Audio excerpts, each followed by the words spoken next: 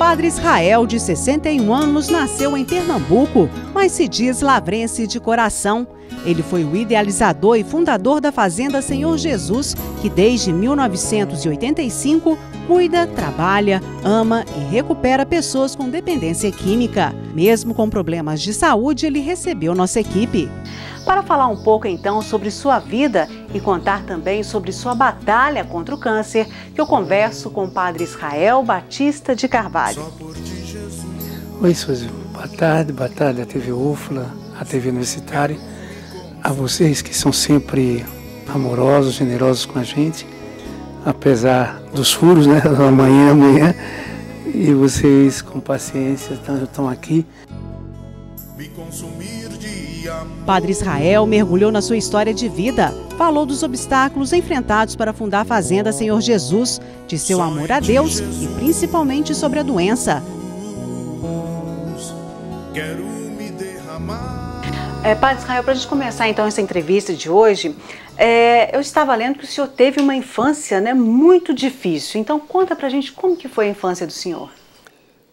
Suzy, nós somos muito pobres, né? Muito mesmo. Eu tinha 9 irmãos, o mais velho agora faleceu.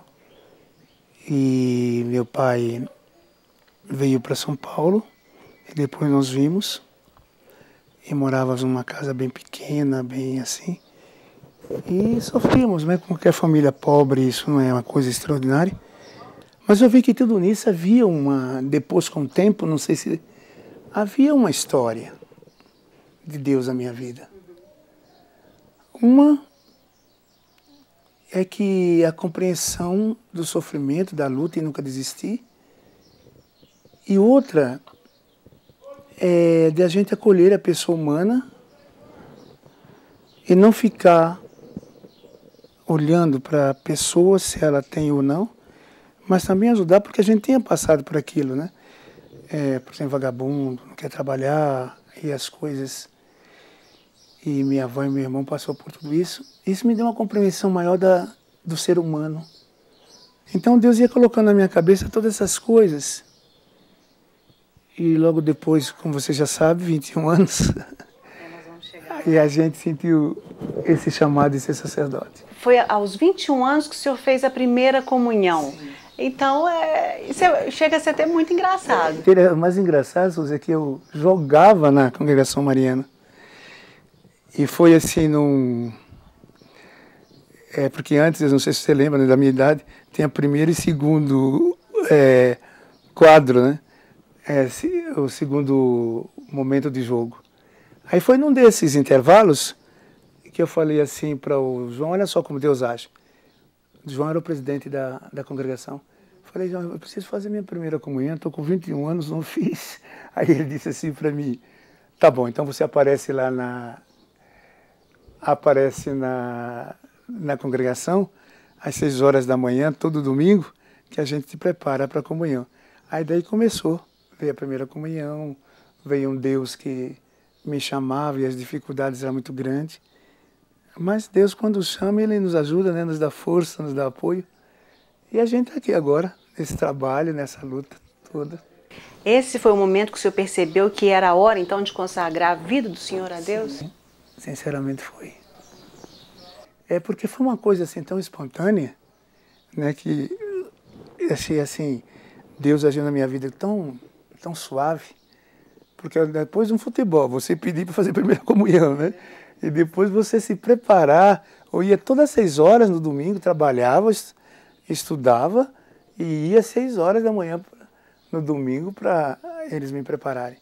E você não sabe a alegria, a felicidade de receber a primeira comunhão, sabe? Porque e você se sente muito mais consciente, né? Mais velho, e foi realmente bacana. E é interessante que eu rezava o texto, mas na missa eu não ia mais nem a pau lá, só ia lá para jogar. Eu te peço desta água que tu tens. E quando o senhor ordenou sacerdote?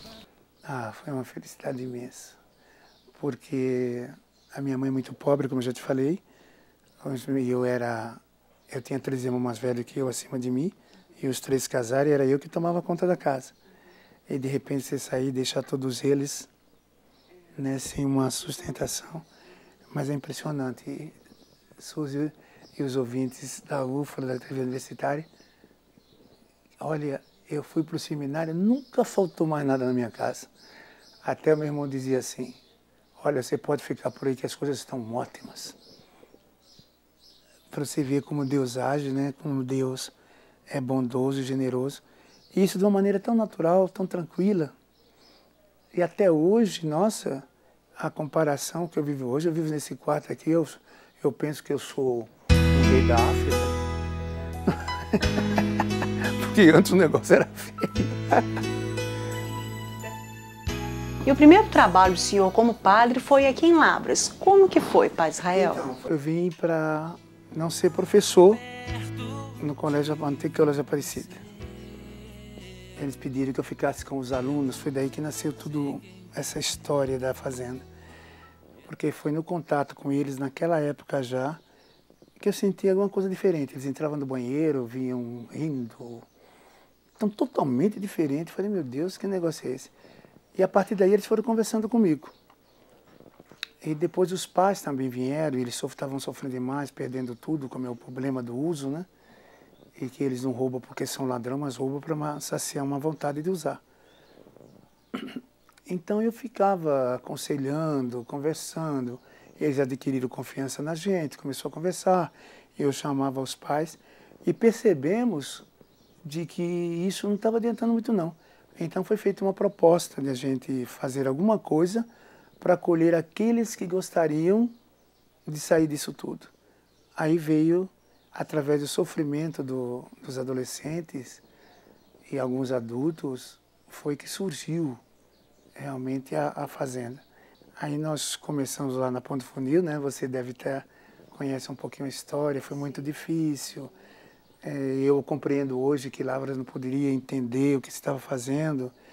E a gente foi um pouquinho criticada porque dizia que tinha drogas aqui em Lavras e alguns queriam colocar uma veda nos olhos para não entenderem, né? E também é difícil de aceitar, né, que um filho, uma filha ou um pai usa droga. Mas foi muito difícil, mas em compensação foi nessa dificuldade, eu diria, pisar nesses espinhos, que nasceu a Rosa que é hoje. O senhor vem travando, né, uma luta contra o câncer. O que mudou na vida do senhor depois, né, que o senhor descobriu a doença? Muito, Suzy.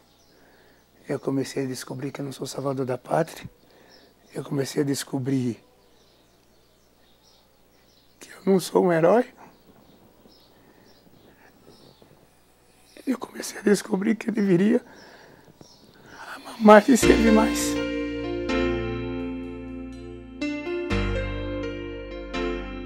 E a doença, por incrível que pareça, por dores que sofro, não gosto dela, de vez em quando estou reclamando como humano. Mas ela me ensinou muito, muito mais. Muito. E realmente ela está me pondo assim no lugar de humildade, sabe? Hoje eu posso conversar com vocês, eu posso conversar sem ser grande pessoas, que vocês têm muitos padres excelentes, inteligentes. Mas você hoje pode sentar, eu podia sentar essa hora, eu estava correndo por aí, né? Fazendo milhões de coisas. E não dava esse tempo de olhar o outro, de conversar com o outro, de dizer que, olha, essa correria toda não está adiantando nada não. Olha mais nos olhos do teu irmão, conversa mais. E ela está me dando essa oportunidade. Hoje eu estou aqui nessa cama, vocês vêm, a gente conversa, a gente olha nos olhos, a gente diz uma mensagem, coisas que eram impossíveis. Então me tirou aquele orgulho, sabe, que era meio escondido, o Padre Israel, então eu tinha que estar em todos os lugares, entendeu? Hoje o Senhor diz assim, olha, não é você que faz, meu filho, sou eu. E a minha maior alegria é de que depois de 27 anos, né, o Senhor mandou um Padre Antônio para me ajudar. Então veja que é graça mesmo de Deus. E eu acho isso lindo, porque eu acho que para mim, eu só fico aqui por causa disso. É a vida é a coisa mais importante. Espera no Senhor. Mas, porque eu achava que amava a Deus, não é ter falsa humildade. é a sensibilidade da doença. Mas hoje eu peço perdão porque eu acho que eu não amava não, sabe? Eu acho que...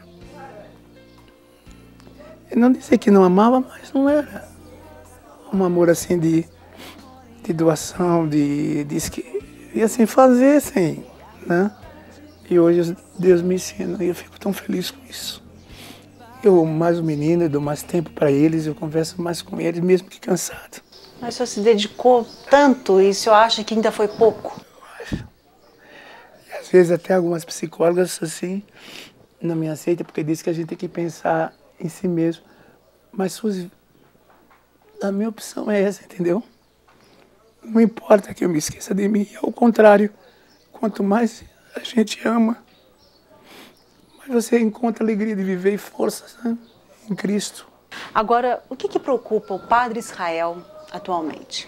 O que preocupa o senhor hoje? Suzy, parece ser demagogia. Eu sempre digo que lá elas podem me chamar de tudo. De ladrão, de homossexual, tudo.